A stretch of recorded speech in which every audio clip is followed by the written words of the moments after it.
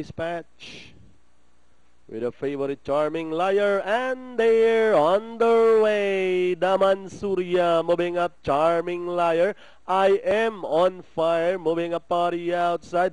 Then moving up by the rail to take port is Erica's Champ. Next in line, Terrible Marvin Townsend by the rail. Running on the outside, Rolly Polly Ako ang boss supercharged. Then followed by Pag-asa, Joyful Life, and El Bimbo as they rounded the last 600. Charming Liar win command by about 2 lengths. Erica's Champ in second, and racing in third on the outside is I Am on Fire. Daman Surya running by the rail, Townsend.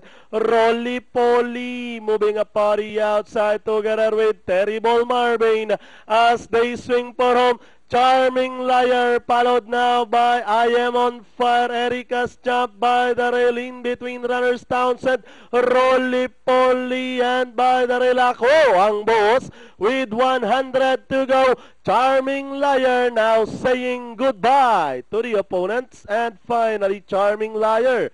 Second, Townsend, I Am on Fire, Ako ang boss, Rolly Polly. Close finish between Erica's Champ and Daman Surya.